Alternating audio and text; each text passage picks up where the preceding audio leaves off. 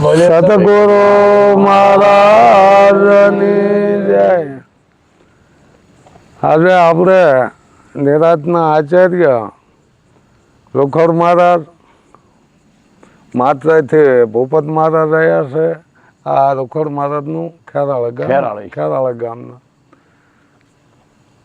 તો આ નિરાતના આચાર્ય છે. આપણે આજે એમને એક પ્રશ્ન કરવો છે. એ કહે છે કે ગુરુની પૂજા તો કરવી જ જોઈએ. તો એક આપણે પૂજાનું એક ધોળ જેવું છે, સંતોની ધોવાણી છે કે પ્રેમ ધરી ગુરુ પૂજન કરીએ, પ્રગટે આનંદની ધારા. હવે એમાં પ્રેમ ધરીને પૂજા કરવાનું કીધું છે. એ આખો નથી આવડતો, પણ ક્યાંય અહીંયા કોઈ અંગોઠા ધોઈને પાણી પીવું કે એવું કાંઈ તો એમાં આપ્યું નથી કે પ્રેમ ધરી ગુરુ પૂજન કરીએ. જો એવો પ્રેમ તમારે પ્રગટ થાય ને તો પ્રગટે આનંદની ધારા. સહરાસરમાં વાસ ગુરુનો કોઈ એક જગ્યાએ ગુરુ એવું નથી કીધું. મોહન નિરખે સદગુરુ સામા મોહનની વાણી છે. આખી વાણી મને નથી આવડતી, પણ છેડે એ આવે છે કે મોહન નિરખે સદગુરુ સામા, હા, જગદીશ જોત અપારા. એટલે આપણે રોખડ મહારાજને કહેવી કે પૂજા તો આવી બતાવી છે, પ્રેમ ધરી પૂજા કરવાનું.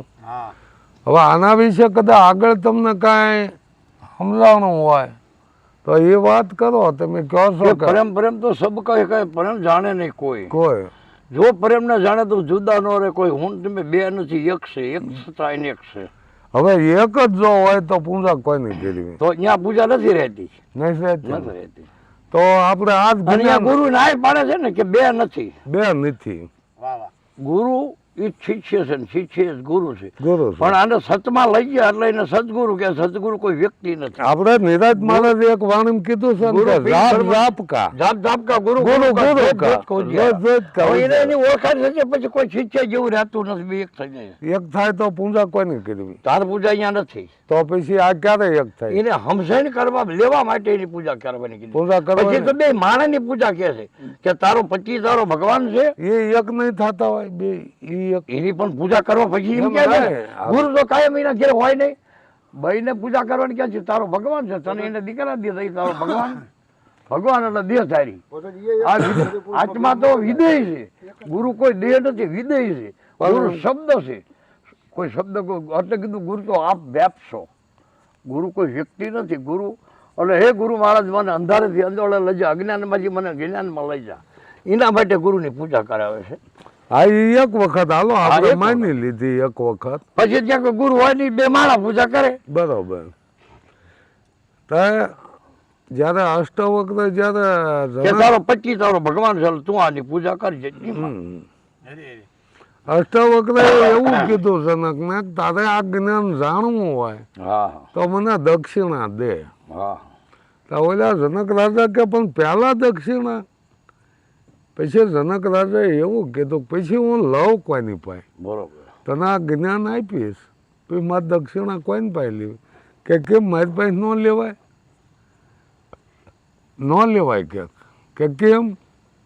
કે એ હરખા થઈ ગયા, એક થઈ ગયા, પછી કોઈને પાસે લેવી? તો કે મારું અડધું રાજપાટ કે તારું નથી. તારું નથી, એ તો તારે વારસામાં છે. તું નતો તે દી હતું જ. તો કે તમે જ કહો હું આપું. કે તન મન ધન આપી દે. બરોબર. તન મન ધન આપ્યું. હવે કે દેવા વાળો કોણ? એને જ ખબર જ નથી. તન મન ધન તો આપી દીધું, પણ દેવા વાળો કોણ? તું બોલ્યો મેં તન મન ધન આપી દીધું, પછી લેવા વાળો કોણ? એટલે અહીંયા બે કે એક થઈ જાય. દેવા વાળો ને લેવા વાળો એક. ગુરુ શિષ્ય રહેતા નથી. હા, તો હવે પછી મારે આ તું કહેતો કે અગાઉ માગો છો દક્ષિણા, પછી આ તને સમજાવવા માટે આ તન મન ધન મેં હું લેવા કીધું? સમજાવવા માટે. કે તને સમજાવવા માટે કે આ દેવા વાળો કે રાજ તારું નથી. તો રાજ કે રાજ તારું નથી, દેહ તારો નથી. તારો નથી.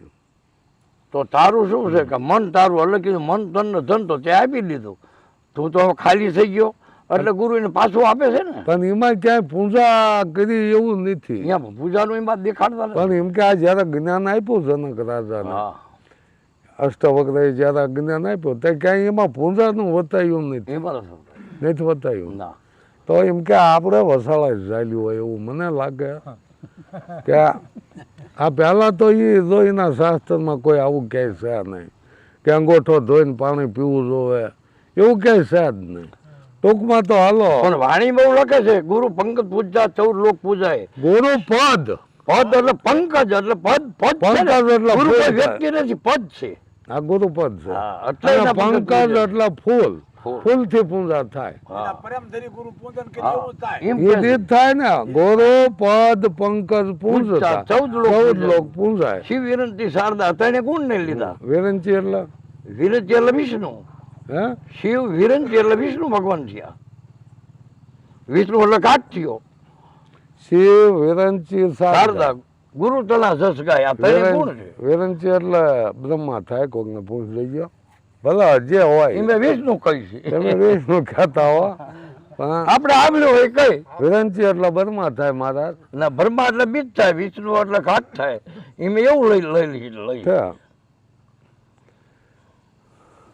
તો આમાં આગળ ક્યાંય એ પૂંજાનું આપણે આવ્યું નથી. હા. તો એમ કે આ વસાળે લીધું એવું આપણને નથી લાગતું. ઈ બે આગવું ન લીધું, ઈ બે તો પેલા હમણાં ગુરુ એ વતાવી પર હેલા જ આવી. ભલે એ જ બધા ગુરુ વતાવે એમાં હા, એમાં જ ધાયલા હાલવી છે. તો એમાં આ કઈ- બધું એમાં જ એટલે હાલ્યું. ઘરનું તો હાંક્યું નથી. પણ આમાં ક્યાં દેખા દેખે ન કરવી. હા. આ દેખા દેખે કરવી ને પેલા તમે પૂજા કરતા હતા ને ગુરુની, મેં કરી, તો પણ મેં તમે કોઈને કરવી છે, અમને સમજાય મેં છે, કોઈને તમે ના કરાવી પાડો. નથી. મેં કરી છે, મારી પાસે બોધ લેવા હતી જણ આવ્યા, પણ મેં નથી કઈ હા, કરાવી તમે નહીં પૂજા. કરો.